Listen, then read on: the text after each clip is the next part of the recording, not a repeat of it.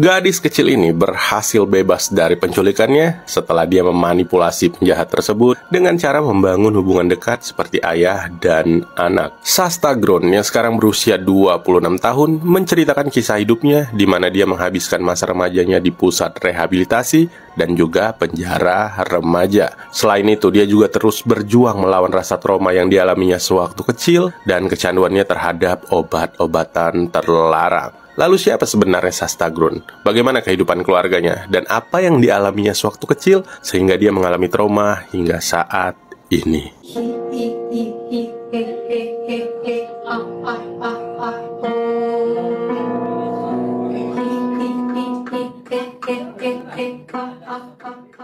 Shasta Grown lahir pada tahun 1997 di Idaho, Amerika Serikat dan memiliki dua saudara laki-laki yaitu Slade berusia 13 tahun dan Dylan berusia 9 tahun. Setelah orang tuanya bercerai ketika dia berusia 2 tahun, ibunya memutuskan untuk berpacaran lagi dengan seorang pria dan memulai kehidupan keluarga bersama ketiga anaknya tersebut. Meskipun mereka hidup dengan pas-pasan, keluarga itu tetap merasakan kebahagiaan dan memiliki ikatan yang kuat satu sama lain. Slade, anak tertuanya, dikatakan sebagai anak yang baik dan selalu mau membantu ibunya serta bahkan sangat mandiri. Dia tidak akan menyusahkan ibunya untuk meminta uang dengan sering melakukan pekerjaan paruh waktu seperti membantu tetangganya membersihkan kebun untuk mendapatkan upah. Dylan, anak keduanya yang berusia 9 tahun, adalah yang memiliki ikatan paling kuat dengan Shasta. Mungkin karena jarak usia mereka yang tidak terlalu jauh, sering melakukan aktivitas bersama seperti berkemah atau memancing, dan bisa dikatakan bahwa mereka tidak bisa dipisahkan. Shasta juga mengatakan bahwa Dylan adalah abang yang sangat baik, bukan hanya kepadanya, tetapi juga kepada setiap orang. Dan meskipun Dylan diketahui sebagai anak yang populer di sekolahnya, dia tetap berteman kepada siapa aja, termasuk kepada anak-anak yang dibully. Dan bagi Shasta, Dylan adalah abang sekaligus sahabat yang selalu dia kagumi. Selain itu, Shasta juga mengatakan bahwa dia memiliki ibu yang sangat baik, di mana dia akan memastikan bahwa makanan selalu tersedia di meja makan. Ibunya juga sangat menyukai musik dan selalu menari di ruang tamu bersama ketiga anaknya tersebut. Tidak ada yang aneh dari keluarga ini. Mereka adalah keluarga miskin yang memiliki kebahagiaan dan tentu saja mereka saling menyayangi satu sama lain.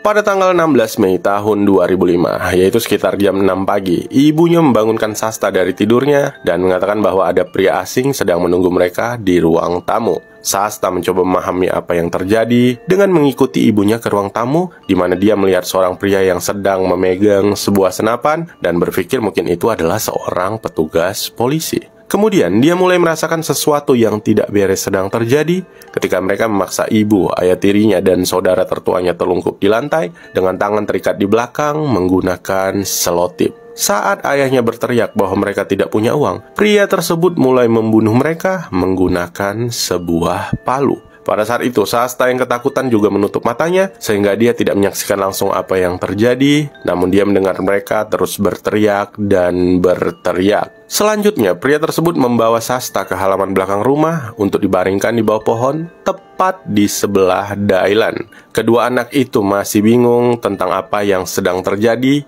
dan kenapa mereka dipisahkan dari keluarga mereka. Tiba-tiba, abang tertua mereka yaitu Slade tersandung keluar rumah dalam keadaan terluka dan berusaha mati-matian untuk melarikan diri. Namun sayangnya, dia tidak mampu berlari lebih jauh, yang akhirnya penjahat tersebut berhasil menangkapnya dan memukulinya yang berakhir dengan kematian. Selanjutnya, pria tersebut memasukkan kedua anak bungsu tersebut ke dalam sebuah mobil untuk dibawa ke perkemahan terpencil di hutan nasional Lolo. Di dalam mobil, pria tersebut mengeluarkan palu yang dia gunakan tadi dan mengatakan kepada Shasta dan Dylan bahwa palu tersebut adalah palu yang dia gunakan untuk membunuh ayah tirinya, ibunya, dan juga saudara tertuanya. Dia juga mengatakan kepada kedua bocah itu bahwa mereka tidak akan pernah bisa bertemu dengan keluarga mereka lagi karena mereka telah mati. Setelah kejadian mengerikan tersebut pada pagi harinya, tetangganya datang berkunjung untuk memberikan upah kepada Slade atas pekerjaannya memotong rumput. Namun ketika dia melihat tubuh tak bernyawa Slade bersama kedua orang tuanya, tetangga tersebut dengan cepat melapor ke polisi. Polisi kemudian mengevakuasi mayat ibu Shasta, ayah tirinya, dan abang tertuanya yang berusia 13 tahun. Sementara itu, polisi tidak menemukan keberadaan dua anak bungsu, yaitu Dylan dan Shasta. Penyelidik mulai mencari di sekitar properti, memeriksa rumah tetangga dan juga rumah teman-teman mereka. Namun sayangnya mereka tidak menemukan adanya tanda-tanda keberadaan mereka. Karena kebanyakan kasus penculikan juga dilakukan oleh kerabat sendiri, polisi mulai mencurigai ayah kandung Shasta yang diketahui telah bercerai beberapa tahun yang lalu. Polisi kemudian mendatanginya untuk diinterogasi. Dari interogasi tersebut, pria itu mengaku bahwa beberapa hari sebelum kejadian, dia dan mantan istrinya bertengkar hebat dalam pembicaraan hak asuh anak, namun dia membantah terlibat dalam pembunuhan dan penculikan tersebut. Pria tersebut juga menjalani beberapa tes termasuk poligraf, dan dia gagal dalam tes tersebut yang membuat polisi melanjutkan pemeriksaan kepadanya. Dia terus mengatakan kepada polisi bahwa bukan dialah pelakunya dan bahkan berteriak kepada penculik untuk segera membebaskan anak-anaknya. Hingga akhirnya polisi menyatakan bahwa bukan dialah pelakunya dengan mengkonfirmasi beberapa alibi dan dia tidak terbukti berada di rumah tersebut saat kejadian. Polisi kemudian memfokuskan penyelidikan mereka untuk menemukan keberadaan Dylan dan juga Shasta. Mereka membuat selebaran dengan wajah kedua anak tersebut untuk dipajang di setiap jalan dan juga media massa. Selain itu, mereka juga mengeluarkan peringatan Amber, yaitu sebuah sistem tanggap darurat yang menyebarkan informasi tentang orang hilang. Dan meskipun ribuan telepon masuk ke pusat pengaduan polisi,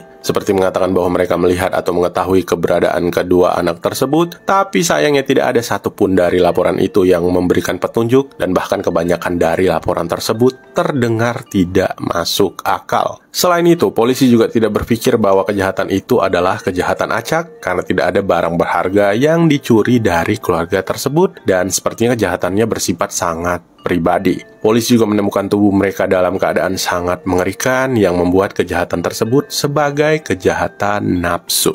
Suatu ketika, polisi kembali melakukan pemeriksaan di TKP dan menemukan sebuah sidik jari di pintu rumah tersebut yang cocok dengan sidik jari seorang pria bernama Robert. Robert adalah pria yang memiliki catatan kriminal dan baru saja keluar dari penjara dengan pembebasan bersyarat. Selain itu, dia juga diketahui memiliki hutang kepada ibu Shasta yang membuat polisi berpikir mungkin dia memiliki dendam dan melakukan kejahatan tersebut. Namun ketika polisi mendatangi tempat tinggalnya, para polisi tidak bisa menemukan keberadaan Robert dan polisi juga semakin curiga setelah petugas penjara yang bertugas melakukan pembebasan bersyarat kepadanya mengatakan bahwa dia meninggalkan kota sehari setelah pembunuhan tersebut. Tapi sepertinya ini hanya sebuah kebetulan dan juga kesalahpahaman, karena ketika Robert mendengar bahwa polisi mencarinya, dia dengan cepat menghubungi penjara dan mengatakan bahwa dia akan segera hadir untuk diperiksa. Pada saat pemeriksaan, Robert menjelaskan bahwa dia tidak ada kaitannya dengan kasus pembunuhan tersebut, meskipun sehari sebelumnya dia sempat berkunjung ke rumah mereka. Robert juga lulus dalam beberapa tes termasuk tes kebohongan, yang akhirnya polisi mengkonfirmasi bahwa bukan Robert lah pelaku kejahatan tersebut. Polisi kembali melakukan penyelidikan dan pencarian. Hingga pada tanggal 2 Juli tahun 2005, polisi menerima telepon yang memberitahu mereka bahwa gadis yang hilang dari poster telah terlihat di kota. Sebelum polisi berhasil menemukan Shasta dan menangkap penculiknya, tentu saja Shasta dan Dylan mengalami masa-masa sulit selama penculikan tersebut. Dalam beberapa jam mereka kehilangan 3 anggota keluarga, dan sekarang mereka hanya memiliki satu sama lain untuk saling menguatkan. Pria itu bahkan tidak memberikan mereka waktu untuk berduka karena dia akan mulai melecehkan sepanjang waktu di dalam perkemahan dan kabin terdekat di hutan, tempat di mana tidak akan ada orang yang bisa melihat ataupun mendengar mereka. Dia benar-benar marah dan melempari barang-barang di camp tersebut serta melampiaskan lebih banyak kemarahan kepada Dylan. Kemudian ketika dia mulai melecehkan Dylan, Shasta akan dipaksa untuk menonton aksi kejamnya tersebut, dan jika Shasta menangis, dia akan semakin memperparah kekejamannya. Hingga suatu malam ketika dia selesai dengan pelecehannya, pria tersebut mengatakan bahwa dia akan mengirimkan Shasta dan Dylan kembali ke rumah orang tua mereka. Tapi sebelumnya dia meminta mereka untuk menulis sebuah surat yang akan dikirimkan kepada keluarga mereka. Namun tentu saja itu hanyalah sebuah kebohongan karena surat itu tidak akan pernah dia kirimkan. Selanjutnya, pria itu mulai memaksa mereka untuk mengkonsumsi narkoba ataupun alkohol. Dan ketika dia yakin bahwa kedua anak tersebut dalam keadaan teler, dia akan menceritakan kisah-kisah mengerikan tentang apa yang dia lakukan kepada anak-anak lain sebelum mereka. Namun sayangnya, Shasta yang berusia 8 tahun pada saat itu menyerap semua detail cerita tersebut, di mana dia akan menggunakannya untuk membuat sebuah rencana. Dalam rencananya, Shasta akan berpura-pura menjadi teman bagi pria itu yang akan mendengar semua kisahnya dan membangun hubungan dekat. Shasta mulai bertanya kepadanya tentang kehidupan pria tersebut dan mengajukan beberapa pertanyaan lain agar kedekatan mereka semakin tumbuh. Pada awalnya semua berjalan lancar dan sepertinya akan berhasil karena pria tersebut mulai lunak kepada mereka serta bersikap dengan sangat baik. Namun sayangnya, sebulan setelah penculikan, pria itu kembali melakukan kekejamannya. Pada suatu hari, pria itu mengatakan kepada Dylan dan Shasta jika mereka berhasil menangkap seekor tupai, dia akan membiarkan mereka pergi untuk kembali ke keluarga mereka. Dan tentu saja Dylan dan Shasta menganggap ini sebuah peluang yang sangat bagus, sehingga mereka berusaha keras untuk bisa menangkap seekor tupai. Hingga akhirnya Dylan berhasil menangkap seekor tupai yang membuat mereka sangat senang hingga melompat kegirangan dan saling berpelukan. Namun alih-alih mereka akan dibebaskan, pria tersebut malah menembak Dylan dari belakang sebanyak 2 kali yang mengakibatkan kematian baginya tepat di depan mata Shasta. Kemudian pria itu mendekati Shasta sambil menangis dan berkata bahwa itu adalah sebuah kecelakaan serta dia tidak bermaksud membunuhnya.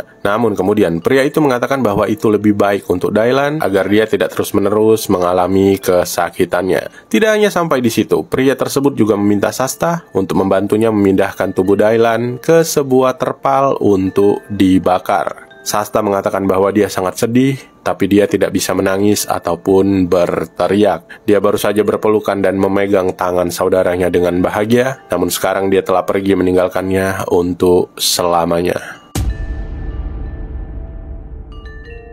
Setelah kepergian saudara tersayangnya, Shasta sekarang hanya tinggal sendiri bersama seorang pembunuh. Dia benar-benar sangat terpukul dan bahkan tidak bisa berbicara selama 1 minggu. Kemudian, pria tersebut memindahkan Shasta ke perkemahan lain, namun kali ini perkemahan tersebut berbeda dari camp sebelumnya karena ada cukup banyak orang asing yang berada di sekitar perkemahan tersebut. Bahkan saat dia dirantai di dalam tenda, Shasta bisa melihat orang lewat di dekatnya. Tentu saja Shasta ingin kabur dari penculik tersebut. Dia bisa saja berteriak dan membuat orang-orang mendengar untuk menyelamatkannya. Namun Shasta terlalu takut karena pria tersebut mengancam akan membunuhnya jika dia berusaha menarik perhatian orang-orang yang ada di sekitar. Dan tentu saja Shasta tahu itu bukan sebuah ancaman karena pria tersebut bisa saja melakukan apapun. Hingga suatu malam, pria tersebut bertanya kepada Shasta, "Mana yang kamu pilih? Dibunuh dengan cara dicekik atau ditembak seperti saudaramu?" Shasta berkata dalam hatinya bahwa inilah akhirnya, di mana dia akan berakhir seperti saudaranya tercinta. Namun Shasta berpikir jika dia mati dengan cara ditembak, itu akan berakhir dengan sangat cepat. Tapi jika dia dicekik, dia akan memiliki kesempatan untuk berbicara dengan pria itu tentang apa yang telah dia lakukan.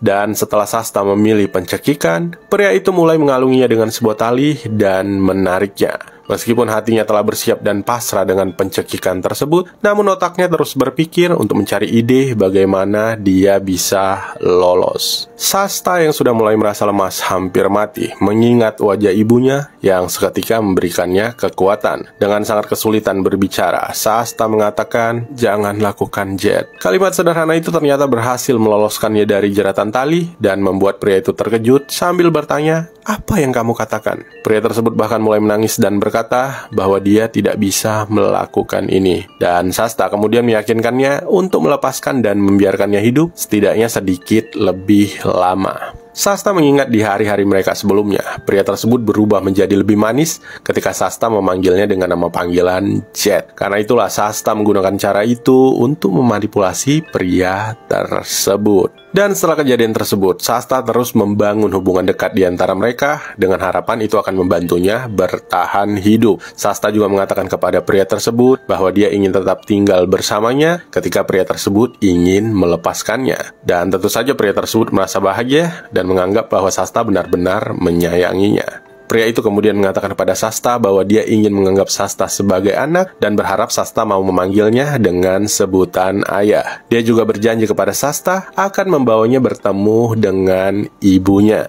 Namun tentu saja semua itu adalah cara Sasta untuk memanipulasi pria tersebut hingga dia bisa menemukan peluang yang benar-benar jitu untuk kabur. 7 minggu sejak penculikan, setelah secara bertahap membuat penculiknya terbuka kepadanya, Sasta akhirnya melihat peluang nyatanya untuk bisa pulang ke rumah. Dia semakin mendekati kemungkinan untuk kembali ke suatu area dengan orang-orang di sekitarnya yang mungkin mengenalnya. Tapi Sasta tahu bahwa dia harus berbuat lebih banyak untuk memastikan dia terlihat di depan umum. Oleh karena itu, Sasta bertanya kepada pria tersebut apakah dia mau membawanya ke daerah tempat Sasta dilahirkan karena dia ingin menunjukkan kepadanya di mana dia lahir, di mana dia sekolah, ataupun rumah sahabatnya. Dia juga mengatakan bahwa itu semua adalah hal-hal penting di kehidupannya dan dia sangat ingin menunjukkannya kepada pria itu yang telah dianggap sebagai sosok penting dalam hidup Sasta. Mendengar permintaan itu, tentu saja pria tersebut merasa sangat bahagia dan dengan cepat menyetujuinya.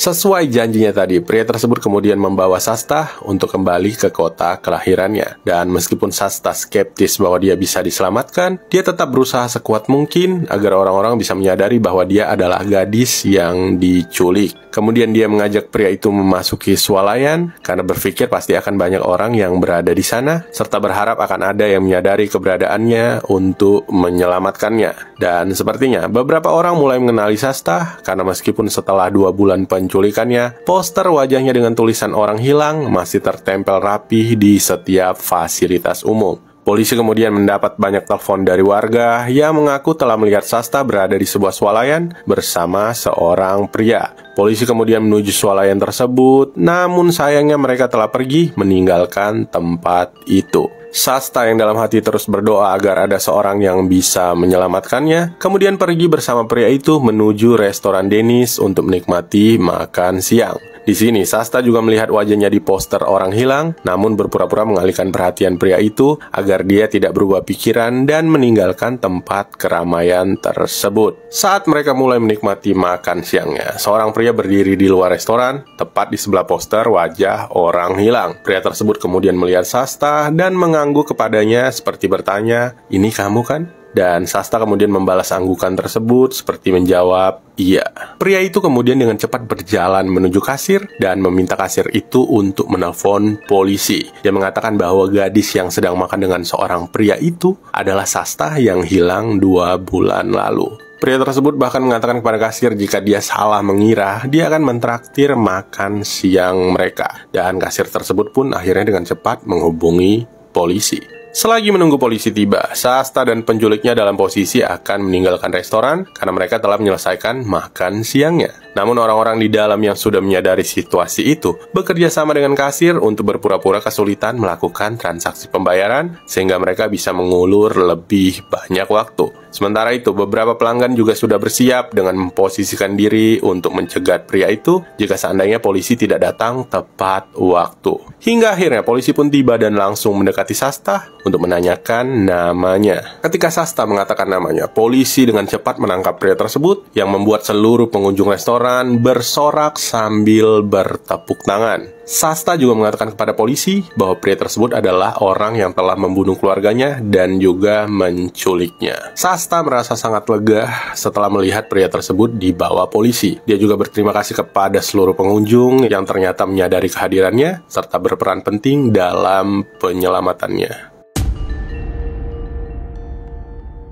Pria yang telah tega melakukan pembunuhan dan penculikan tersebut adalah Joseph Edward yang berusia 42 tahun yang diketahui sebagai pelanggar seks level 3. Polisi mengatakan bahwa dia baru berusia 15 tahun ketika kejahatan seks pertamanya tercatat. Selain itu, pada tahun 2004, dia juga didakwa karena menganiaya seorang anak laki-laki di Minnesota. Selanjutnya, dia menjadi buronan hingga saat ini setelah meminjam $15.000 untuk jaminan dan meninggalkan kota. Polisi kemudian menyelidiki mobil yang dikemudikannya, yang diketahui sebagai mobil curian. Di dalam mobil tersebut, polisi menemukan sebuah senapan dan beberapa peralatan video yang berisi rekaman saat dia menculik Shasta dan Dylan. Karena pada saat penangkapannya, polisi hanya menemukan Shasta. Mereka kemudian bertanya di mana dia menyembunyikan Dylan, namun Joseph hanya bungkam dan tidak memberikan informasi apapun. Shasta sebagai satu-satunya saksi hidup dalam kasus ini kemudian menceritakan semua detail kejadian kepada polisi, mulai dari penyerangan dan pembunuhan di rumahnya, penculikan dirinya bersama abangnya, dan juga detail pembunuhan Dylan. Selain itu, Shasta juga menceritakan apa yang telah diceritakan Joseph kepadanya, termasuk detail pembunuhannya kepada anak-anak yang lain. Cerita Shasta juga didukung oleh beberapa bukti yang ditemukan polisi di komputer milik Joseph. Joseph pun akhirnya mengaku dan memberitahu polisi bahwa dia memburu targetnya dengan cara berkeliling menggunakan GPS untuk menandai sebuah rumah dengan anak-anak. Pada saat itu, dia kebetulan lewat di rumah Shasta dan melihatnya sedang bermain dengan Dylan di halaman rumah. Dia kemudian mempelajari rumah dan keluarga itu selama berhari-hari, hingga dia akhirnya mempersiapkan diri untuk melakukan penyerangan. Selain itu, Joseph juga mahir dalam menjinakkan anjing, sehingga selama dia mempelajari rumah Shasta, dia juga berteman dengan anjing pitbull milik keluarga Shasta. Itu kenapa ketika dia melakukan kejahatannya, anjing tersebut tidak menganggapnya sebagai ancaman. Yang akhirnya pada tanggal 16 Oktober tahun 2006, persidangan mendakwanya atas 3 penculikan dan 3 pembunuhan tingkat pertama atas kematian ibu Shasta, ayah tirinya, dan abang tertuanya yang mengakibatkan dia menerima 3 hukuman seumur hidup. Joseph juga mengaku bersalah atas 10 dakwaan federal sehubungan dengan penculikan dan penyerangan seksual terhadap Shasta dan juga Dylan. Dia juga didakwa atas pembunuhan Dylan yang akhirnya pengadilan menjatuhkannya hukuman mati. Namun pada tanggal 28 Maret tahun 2021 sebelum hukuman matinya, Joseph meninggal karena kanker otak yang dia alami. Sementara itu, Shasta terus mencoba untuk melanjutkan hidupnya, tetapi setelah semua yang dia lalui di usia yang begitu muda, menjadi dewasa bukanlah hal yang mudah baginya. Dia mengatakan bahwa dia senang berada di tempat yang aman, tetapi masih ada bagian dari dirinya yang seperti bagaimana jika ini terjadi lagi. Shasta harus melawan traumanya yang parah dan membenci situasi di mana dia dikenali banyak orang yang membuatnya harus pergi ke terapi sepanjang waktu. Shasta juga beralih ke narkoba dan alkohol untuk mencoba melarikan diri, serta menghabiskan masa remajanya di lembaga pemasyarakatan, di mana dia bertemu gadis-gadis lain yang telah mengalami pengalaman serupa dengan narkoba. Namun kemudian hidup Shasta mulai berubah, di mana dia bertemu dengan seorang pria dan memutuskan untuk menikah. Meskipun butuh waktu lama baginya untuk berpikir memiliki anak, Shasta pada akhirnya menyadari bahwa semua yang terjadi dalam hidupnya pasti karena suatu alasan.